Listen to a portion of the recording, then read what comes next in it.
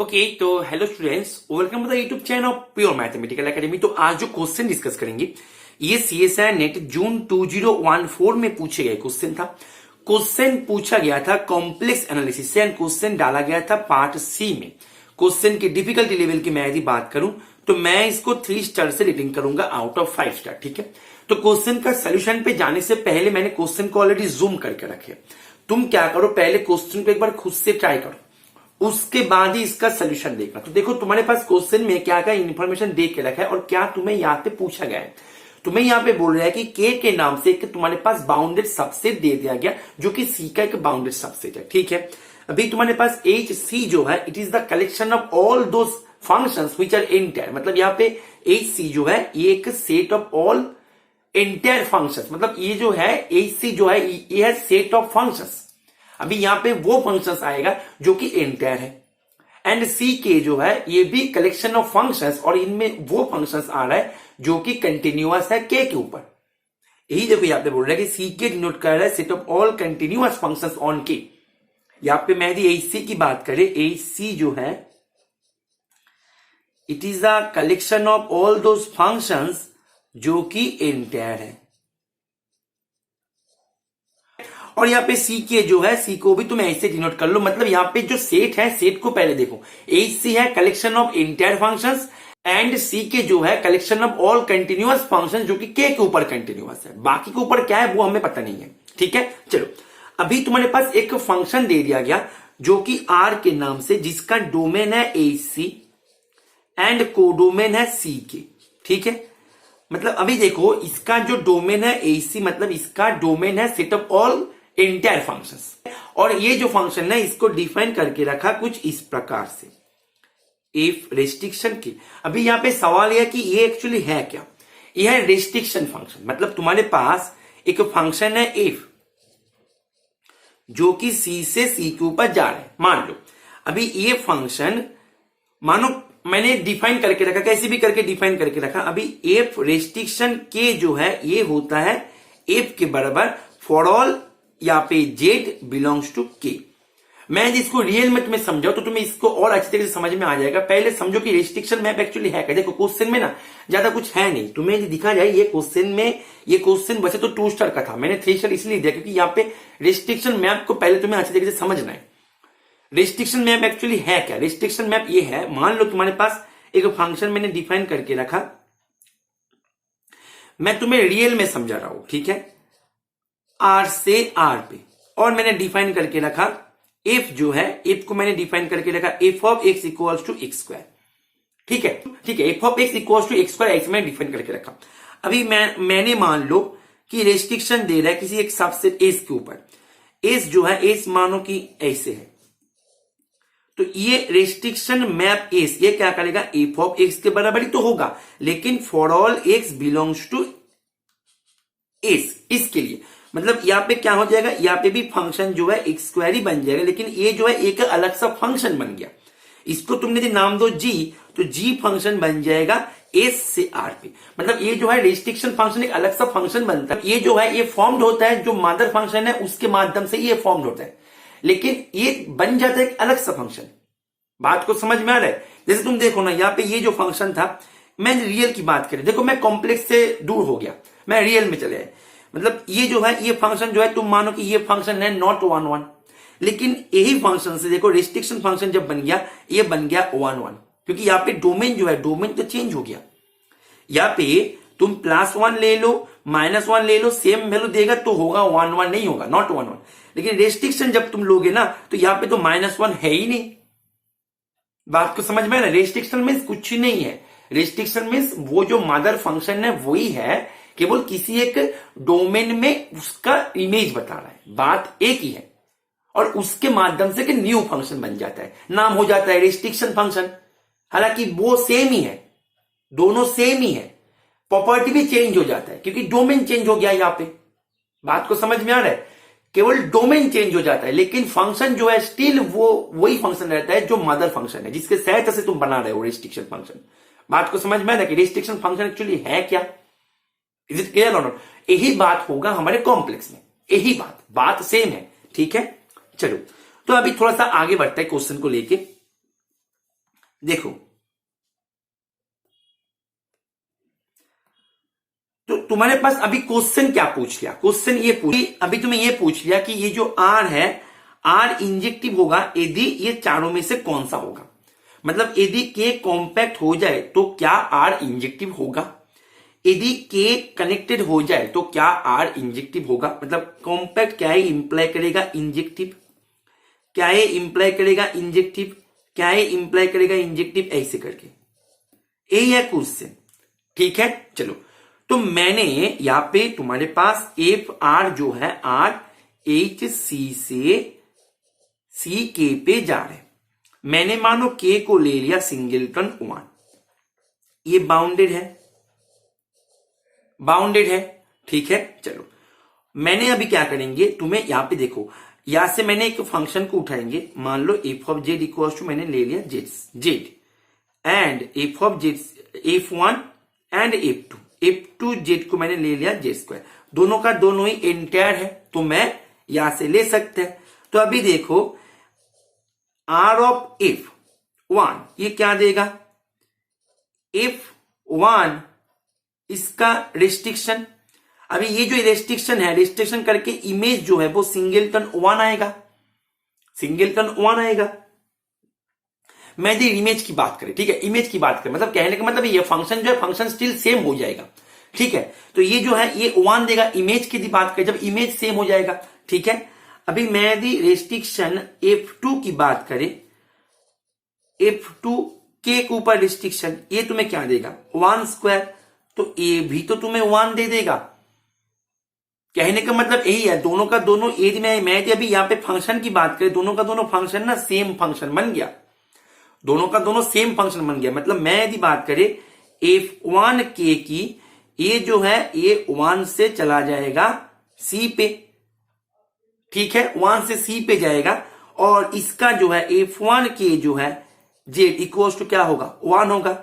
ऐसे करके सिमिलर बात F2 के की बात करें, ए भी वन से सी पे जाएगा, तो F2 के जो है ये क्या करेगा, F2 के जेड ये क्या देगा, ये भी वन देगा, क्योंकि यहां पे जो है, यहां पे तो जेड में है ही केवल वन। बात को समझ में आ रहा है, लेकिन देखो दोनों का दोनों फंक्शन जो है, दोनों का दोनों फंक्शन तो सेम नहीं था, दोनों का दोनों फंक्शन तो सेम नहीं था, लेकिन यहां पे देखो रेस्ट्रिक्शन फंक्शन जो है वो सेम हो गया, लेकिन दोनों का दोनों फंक्शन सेम नहीं था। मतलब यहाँ पे आर जो है, आर ऑफ एफ जो है, R of F1 and R of F2 दोनों हो गया सेम, बट तुम्हारे पास R of F1 equals to R of F2 हो गया, बट F1 जो है is not equals to F2। तो यहां से क्या इंप्लीकेशन आता है कि फंक्शन जो है ये वन वन नहीं है, मतलब आर जो है आर वन वन नहीं है। यहां पे बोल रहे कि ये यदि कॉम्पैक्ट हो जाए तो वो वन वन होगा, तो ये इसका इंप्लीकेशन नहीं दिया। कॉम्पैक्ट तो हुआ, खूब हुआ कॉम्पैक्ट, क्योंकि मैंने वन लिया है तो कॉम्पैक्ट है, क्लोज है, बाउंडेड है, तुम सी के ऊपर काम कर रहे हो अंडर यूजुअल टोपोलॉजी। ठीक है, तो ये क्लोज भी है, बाउंडेड भी है, कॉम्पैक्ट भी हो गया, लेकिन ये तुम्हारे पास आर जो फंक्शन है उसको वन वन नहीं दिया। दैट मीन्स ऑप्शन ए हो गया गलत। बात करते हैं ऑप्शन बी में, मैंने जो सेट लिया था के को वो तो कनेक्टेड भी था, कनेक्टेड भी तो था, लेकिन नहीं हुआ, तो ये भी गलत है। बात करते हैं ऑप्शन डी को, मैंने जो सेट लिया था वो तो फाइनाइट था, फाइनाइट भी था ना, तो ये भी गलत हो गया। अभी कुछ ना कुछ तो होगा आंसर, है ना, तो इसका आंसर हो जाएगा सी। यहां तक हो गया क्वेश्चन, एग्जाम में यहां तक कर लो तो ठीक है, लेकिन अभी मैं सी को प्रूव करने जा रहा हूं। ठीक है, तो देखो प्रूफ, सी का प्रूफ, तो सी का प्रूफ कैसे होगा, उसके पहले मेरे को पेज को इरेज करना है। चलो इरेज कर देते हैं। अभी तक मेरे पास ये गलत, ये गलत, ये गलत, ये होगा सही आंसर। अभी इसका प्रूफ करते हैं। बोल रहे हैं कि के यदि अनकाउंटेबल हो जाए तो ये इंप्लीकेशन देगा आर है इंजेक्टिव। के क्या होना होगा, के को होना होगा अनकाउंटेबल। ठीक है, इंजेक्टिव मतलब के यदि अनकाउंटेबल हो जाए तो ये सीधा इंप्लीकेशन देगा कि आर जो है वो है इंजेक्टिव। इंजेक्टिव दिखाने के लिए मेरे को करना क्या होगा, मेरा रूटीन टास्क को क्या होना चाहिए, मैंने दोनों फंक्शन को ले लेंगे, R of F equals to R of G कर देंगे। अभी मेरा टास्क होगा कि एफ आइडेंटिकली जी हो रहा है कि नहीं हो रहा। यहाँ पे डोमेन क्या होगा, for all Z belongs to C, because F and R जो है, एफ एंड जी जो है, वो दोनों कहां से आ रहा है, वो दोनों आ रहा है एच सी से। अभी एच सी में वो फंक्शन आएगा जो कि इंटायर है, कहां पे, सी पे है, सी पे है इंटायर, ठीक है। चलो, तो तुम्हारे पास ऐसे मिल गया। तो ये तुम्हारे पास अभी तक इंफॉर्मेशन के अनुसार ये क्या देगा, रिस्ट्रिक्शन देगा के ऊपर, ये देगा रिस्ट्रिक्शन के ऊपर, ठीक। अभी तुमने एक फंक्शन ले लो एच के नाम से, ये जो है इसको तुम ऐसे ले लो, F of Z minus G of Z, ऐसे ले लो। तो ये जो फंक्शन है, मैं यदि जेड को बिलोंग्स टू के से मैंने यदि उठाया, तो ये जो है ये तुम्हें क्या देगा, रेस्ट्रिक्शन ओवर के, ये भी तुम्हें देगा रेस्ट्रिक्शन ओवर के, ठीक। तो ये जो है, मैं यदि के की बात करें, इसको क्या करेगा, जीरो कर देगा। मतलब के में जितने सारे पॉइंट्स है सबके लिए एच फंक्शन का फंक्शनल वैल्यू की बात करें, वो आ रहा है जीरो, ठीक। तो मैं यदि बताए कि एच का जो जितने सारे जीरोस हैं, मान लो एच का सेट ऑफ जीरोस है एस, मतलब एच एस में जितने सारे पॉइंट्स हैं उस सभी के लिए एच फंक्शन जीरो देगा। अभी देखो, मेरे को यह भी पता लग गया कि एच फंक्शन के जो सबसेट है वहां पे भी जीरो दे रहा है। तो के जो है, के सबसेट ऑफ एस, क्योंकि के जो है, एच जो है पूरे के में भी जीरो दिया, तो के का जितने सारे पॉइंट्स है वो भी तो उसका जीरो ही है। मैं ये नहीं बोल रहा हूं कि केवल के जो है के पे ही ये जीरो देगा, बाकी जगह पे नहीं देगा, ऐसे नहीं, उसका कोई कंफर्मेशन नहीं मिला और मिलेगा भी नहीं। लेकिन जो कंफर्मेशन मिला वो क्या है कि के पे जो भी हो, लेकिन के पे एच फंक्शन जीरो देगा ही देगा के पे, क्योंकि हमारे पास रिस्ट्रिक्शन होके रखा। बात को समझ में आ रहा? अच्छा, तो के पे यदि जीरो दे दे, अभी के जो सेट है ये है अनकाउंटेबल। अभी के जो है, के है सेट, सबसेट ऑफ सी, तो ये है अनकाउंटेबल। और तुम काम कर रहे हो यूजुअल टोपोलॉजी के रिस्पेक्ट में, ठीक है। तो अनकाउंटेबल है तुम्हारे पास, तो इसके पास सेट ऑफ लिमिट पॉइंट्स क्या होगा, अनकाउंटेबल होगा। अनकाउंटेबल सेट का set of all limit points uncountable होता है, ठीक।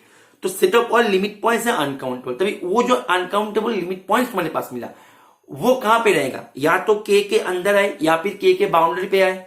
जो भी आए वो तो आएगा तुम्हारे सी से ही, सी का ही तो मेंबर होगा, सी से बाहर तो नहीं चला जाएगा। बात को समझ में आ रहा? सी से बाहर तो नहीं चला जाएगा। और मैंने एच फंक्शन जो है, एच फंक्शन को मैंने ना डिफाइन किया ही था सी के ऊपर, ऐसे देखो, मैंने जेड जो है, जेड को मैंने सी से लिया था, ठीक। तो यहां पे समस्या ये हो गया कि के पे ये सभी जीरो दे दिया। तो के पे जब जीरो दे दिया, ये देख के तुम्हें खुशी आ जाना चाहिए कि के है अनकाउंटेबल। अनकाउंटेबल दैट मींस इसके जितने सारे लिमिट पॉइंट्स है वो सभी अनकाउंटेबल होगा, मतलब लिमिट पॉइंट रहेगा। और वो लिमिट पॉइंट जो है वो तो सी का ही मेंबर होगा, मतलब लिमिट पॉइंट जो है वो सी से आ रहा है। अभी याद करो आइडेंटिटी थ्योरम को। आइडेंटिटी थ्योरम क्या बोलता है, कोई भी तुम्हारे पास ऐसे इंटायर फंक्शन तुम्हारे पास यदि आए जिसका सेट ऑफ ऑल, अभी देखो यहाँ पे एच फंक्शन जो है ना इंटायर फंक्शन भी है, क्योंकि एफ भी इंटायर है, जी भी इंटायर है, क्योंकि एफ एंड जी जो है वो तो यहां से आ रहे थे, set of all entire function से आ रहे थे, है कि नहीं? क्लियर है या नहीं है? ठीक। तो यहां पे एच फंक्शन इंटायर भी है, तो तुम्हारे पास आइडेंटिटी थ्योरम तुम्हें क्या बोलता है कि यदि इसके सेट ऑफ जीरोस जो है उसके पास यदि एटलीस्ट एक लिमिट पॉइंट हो जाए जो कि डोमेन के अंदर है, एटलीस्ट यदि एक मिल जाए जो कि डोमेन के अंदर है, तो वो फंक्शन हो जाएगा आइडेंटिकली जीरो पूरे डोमेन में। तो हमारे पास तो अनकाउंटेबली मेनी लिमिट पॉइंट्स मिल रहे जो कि सी के अंदर है। एक मिल जाए तो हमारा काम बन जाते, यहाँ पे तो अनकाउंटेबली मिल जाए तो बोनस पे मिल रहा है। हमें एक चाहिए था लेकिन मिल गया अनकाउंटेबल। तो यहाँ पे अनकाउंटेबल लिमिट पॉइंट्स मिल रहा है, दैट मीन्स एच फंक्शन जो है ये हो जाएगा आइडेंटिकली जीरो पूरे डोमेन में। डोमेन तो सी था, that means F of Z जो है ये हो जाएगा जी ऑफ जेड के बराबर for all Z belongs to C. तो दैट मीन्स तुम देखो यहाँ पे R F equals to R G लिया था, ये तुम्हें इंप्लीकेशन दे दिया एफ जो है F equals to G for all Z belongs to C. That means ये तुम्हें क्या दे दिया, 1 का कंफर्मेशन दे दिया। मतलब के यदि अनकाउंटेबल हो जाए तो रिस्ट्रिक्शन फंक्शन जो तुम्हारे सामने दिख रहा है वो हो जाएगा 1 के अनकाउंटेबल होने पर वो हो जाएगा 1 कितना आसान क्वेश्चन था, यहाँ पे केवल रेस्ट्रिक्शन था। रेस्ट्रिक्शन के साथ जो बच्चे अच्छी तरीके से फेमिलियर है वो बच्चे ये क्वेश्चन करने में ज्यादा टाइम नहीं लगना चाहिए उसको। तीनों ऑप्शन तो पहले ही डिस्कस हो गया, अभी इसका प्रूफ भी हो गया। बात को समझ में आ रहा है, इज इट ओके और नॉट, क्लियर है? तो इसका आंसर जो है वो हो जाएगा सी। तो आशा करते हैं ये सोल्यूशन तुम्हें समझ में आ गया होगा।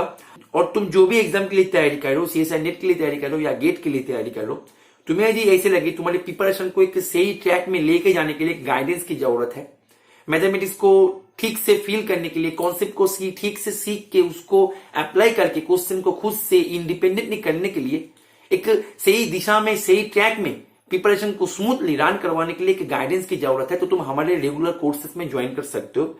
ठीक है, तो हमारे रेगुलर कोर्सेज में तुम्हें ज्वाइन करने के लिए तुम्हें करना क्या होगा, ये जो स्क्रीन पे दिए गए नंबर है, ये नंबर पे तुम्हें कॉल कर लेना है या फिर व्हाट्सअप कर देना है। ठीक है, उसके बारे में तुम कोई भी जानकारी चाहिए तो तुम वहां से तुम ले सकते हो। और तुम्हारे प्रिपरेशन को टेस्ट सीरीज के माध्यम से आगे लेके जाना चाहते हो, then you can also join our test series courses जो कि सेपरेटली आते हैं। ठीक है, उसके लिए भी तुम्हें इसी नंबर पे ही कॉल करना है या फिर व्हाट्सअप कर देना है। और हमारे टेस्ट सीरीज में सबसे खास बात यह है कि हमारे टेस्ट सीरीज में तुम्हें कोई भी प्रीवियस ईयर क्वेश्चन दिखने को नहीं मिलेगा। जो भी क्वेश्चन मिलेगा एकदम न्यू क्वेश्चन है और एकदम हाईली कॉन्सेप्चुअल क्वेश्चन है। ठीक है, तो वो टेस्ट सीरीज में भी ज्वाइन करके तुम तुम्हारे प्रिपरेशन को काफी सारे बूस्ट दे सकते हो। ठीक है, ओके, चलो, थैंक यू, हैप्पी लर्निंग।